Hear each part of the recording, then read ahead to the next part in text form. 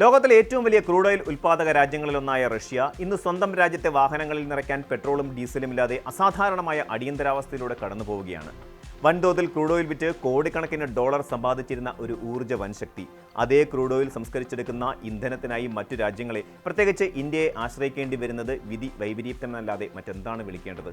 Russian നഗരങ്ങളിൽ ഇന്ധന വിതരണം റേഷൻ അടിസ്ഥാനത്തിലാക്കുകയും വിദേശത്തേക്കുള്ള പെട്രോൾ കയറ്റുമതി പൂർണ്ണമായും നിരോധിക്കുകയും ചെയ്ത പുടിൻ ഭരണകൂടം വലിയൊരു സാമൂഹിക വെല്ലുവിളിയാണ് നേരിടുന്നത്.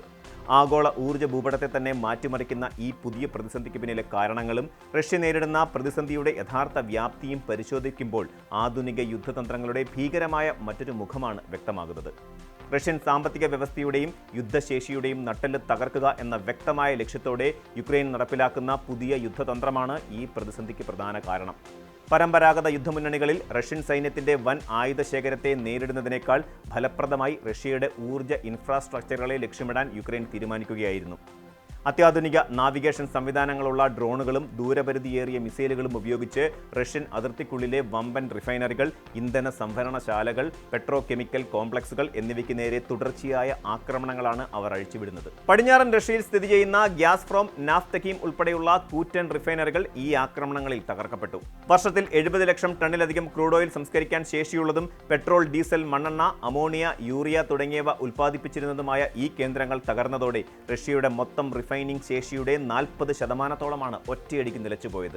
മുൻനിരയിൽ യുദ്ധം ചെയ്യുന്ന റഷ്യൻ സൈനിക വാഹനങ്ങൾക്കും രാജ്യത്തെ സാധാരണ ജനങ്ങൾക്കും ആവശ്യമായ ശുദ്ധീകരിച്ച ഇന്ധനം ഉൽപ്പാദിപ്പിക്കാൻ കഴിയാത്ത അവസ്ഥയിലേക്ക് ഇതോടെ റഷ്യ കൂപ്പുകുത്തി.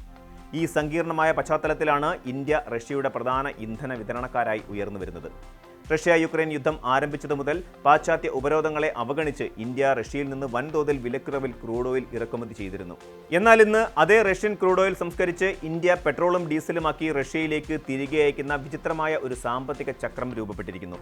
ഗുജറാത്തിലെ വാഡിനാറിയിലുള്ള നയാര എനർജി റിഫൈനറിയിൽ നിന്ന് മാത്രം 60,000 മെട്രിക് ടൺ പെട്രോളാണ് അടുത്തിടെ റഷ്യൻ വിപണിയെ ലക്ഷ്യമാക്കി കയറ്റി അയച്ചത്. എന്നാൽ ഈ വ്യാപാരം ഇന്ത്യൻ സർക്കാരോ കെയർടേക്കർ കമ്പനികളോ നേരിട്ടല്ല നടത്തുന്നത് എന്നത് ശ്രദ്ധേയമാണ്. അന്താരാഷ്ട്ര തലത്തിൽ പ്രവർത്തിക്കുന്ന പ്രമുഖ കമ്മോഡിറ്റി ട്രേഡർമാർ വഴിയാണ് ഈ പെട്രോളിയം ഉൽപ്പന്നങ്ങൾ വാങ്ങി റഷ്യൻ പ്രദേശങ്ങളിലേക്ക് എത്തിക്കുന്നത്. റഷ്യയിലേക്ക് നേരിട്ട് ഇന്ത്യ ഇന്ധനം കയറ്റുമതി ചെയ്യുന്നില്ലെന്ന് കേന്ദ്ര ഗവൺമെന്റ് വ്യക്തമാക്കുന്നുണ്ടെങ്കിലും ആഗോള കമ്മോഡിറ്റി വിപണിയുടെ മറവിൽ ഇന്ത്യൻ റിഫൈനറികൾ ഉൽപ്പാദിപ്പിക്കുന്ന പെട്രോൾ റഷ്യയിലെ കടുത്ത ക്ഷാമം പരിഹരിക്കാൻ ഉപയോഗിക്കപ്പെടുന്നുവെന്നത് തള്ളിക്കളയാനാവാത്ത യാഥാർത്ഥ്യമാണ്. റഷ്യൻ എണ്ണ കമ്പനിയായ റോസ് നെഫ്റ്റിന് വിഹിതമുള്ള നയാര എനർജിയിൽ നിന്നാണ് ഈ ഇന്ധനം അത്രയും പോകുന്നത് എന്നതും ഇതിന്റെ വിരോധാഭാസം വർദ്ധിപ്പിക്കുന്നു. റിഫൈനറികൾക്ക് നേരെയുണ്ടായ ആക്രമണവും ഇന്ധന ഉൽപ്പാദനത്തിലെ ഇടിവും റഷ്യയിലെ സാധാരണക്കാരായ ജനങ്ങളുടെ ജീവിതം കടുത്ത ദുരിതത്തിലാക്കിയിരിക്കുകയാണ്. രാജ്യത്തെ 55-ലധികം വരുന്ന പ്രവിശ്യകളിൽ പെട്രോളും ഡീസലും ഇപ്പോൾ റേഷൻ വ്യവസ്ഥയിലാണ് വിതരണം ചെയ്യുന്നത്. ഒരു വ്യക്തിക്കോ സ്വകാര്യ വാഹനത്തിനോ ഒരു ദിവസം നൽകാവുന്ന ഇന്ധനത്തിന്റെ അളവിൽ ഭരണകൂടം കടുത്ത പരിധി നിശ്ചയിച്ചിരിക്കുന്നു. പ്രാദേശിക വിപണികളിൽ ഇന്ധനവില കുത്തനെ ഉയരുകയും നീണ്ട ക്യൂവുകൾ പെട്രോൾ പമ്പുകൾക്ക് മുമ്പിൽ തടിച്ചുകൂടുകയും ചെയ്യുന്ന കാഴ്ചകളാണ് പല റഷ്യൻ നഗരങ്ങളിൽ നിന്നും പുറത്തുവരുന്നത്. ആഭ്യന്തര വിപണിയിൽ ഇന്ധന ലഭ്യത ഉറപ്പാക്കാൻ പെട്രോൾ, ഡീസൽ, വിമാന ഇന്ധനം എന്നിവയുടെ വിദേശ കയറ്റുമതി വ്ളാഡിമിർ പുടിൻ പൂർണ്ണമായും നിരോധിച്ചു. പ്രതിസന്ധി പരിഹരിക്കാൻ താൽക്കാലികമായി ഉയർന്ന പരിസ്ഥിതി നിലവാരമുള്ള ഇന്ധനങ്ങൾക്ക് പകരം താഴ്ന്ന ഗ്രേഡിലുള്ള ഉൽപ്പാദന ചെലവ് കുറഞ്ഞ ഇന്ധനങ്ങൾ നിർമ്മിക്കാൻ എണ്ണ കമ്പനികളോട് ഭരണകൂടം ഔദ്യോഗികമായി ആവശ്യപ്പെട്ടിരിക്കുകയാണ്. ഒരു വശത്ത് യുദ്ധമുന്നണിയിൽ വൻതോതിൽ ഇന്ധനം ആവശ്യമായി വരുമ്പോൾ മറുവശത്ത് രാജ്യത്തിനകത്തുള്ള ജനരോക്ഷം തണുപ്പിക്കാൻ ഭരണകൂടം വിയർപ്പൊഴുക്കുന്ന കാഴ്ചയാണ് ഇപ്പോൾ കാണാനുള്ളത്. ഈ പുതിയ സാഹചര്യം ആഗോള ഊർജ്ജ രാഷ്ട്രീയം എത്രത്തോളം സങ്കീർണമാണെന്ന് വ്യക്തമാക്കുന്നു. ലോകത്തിലെ ഏറ്റവും വലിയ ഊർജ്ജ കയറ്റുമതിക്കാരായ റഷ്യയ്ക്ക് സ്വന്തം നാട്ടിലെ പമ്പുകളിൽ ഇന്ധനമെത്തിക്കാൻ ഇന്ത്യയിലെ റിഫൈനിംഗ് ശേഷിയെ ആശ്രയിക്കേണ്ടി വരുന്നത് പുടിന്റെ സൈനിക സാമ്പത്തിക തന്ത്രങ്ങൾക്കേറ്റ കനത്ത തിരിച്ചടിയാണ്. പാശ്ചാത്യ ഉപരോധങ്ങൾ കാരണം അത്യാധുനിക റിഫൈനറി ഉപകരണങ്ങളും സ്പെയർ പാർട്സുകളും ഇറക്കുമതി ചെയ്യാൻ റഷ്യയ്ക്ക് സാധിക്കുന്നില്ല. തകർന്ന റിഫൈനറികൾ പെട്ടെന്ന് പുനരുദ്ധരിക്കാൻ സാധിക്കാത്തതിന്റെ പ്രധാന കാരണവും ഈ സാങ്കേതിക ഉപരോധമാണ്. അതേസമയം പാശ്ചാത്യ ഉപരോധങ്ങൾക്കിടയിലും സ്വന്തം റിഫൈനിംഗ് ശേഷി ലോകോത്തര നിലവാരത്തിലേക്ക് ഉയർത്തിയ ഇന്ത്യ ഇന്ന് ലോകത്തിന്റെ പ്രധാന ഇന്ധന സംസ്കരണ കേന്ദ്രമായി മാറിയിരിക്കുന്നു. റഷ്യയിൽ നിന്നുള്ള വില കുറഞ്ഞ ക്രൂഡ് ഓയിൽ വാങ്ങി സംസ്കരിച്ച് വിപണിയിൽ ആവശ്യക്കാരേറെയുള്ള പെട്രോളിയം ഉൽപ്പന്നങ്ങളാക്കി മാറ്റി വിൽക്കാൻ ഇന്ത്യ കാണിച്ച തന്ത്രപരമായ മിടുക്ക് ആഗോളതലത്തിൽ ശ്രദ്ധിക്കപ്പെടുകയാണ്. പടിഞ്ഞാറൻ രാജ്യങ്ങളും റഷ്യയും തമ്മിലുള്ള ഭൗമരാഷ്ട്രീയ വടംവലിക്കിടയിൽ ഇന്ത്യ സ്വന്തം ഊർജ്ജ സുരക്ഷയും സാമ്പത്തിക ലാഭവും ഒരുപോലെ കാത്തുസൂക്ഷിക്കുന്നു.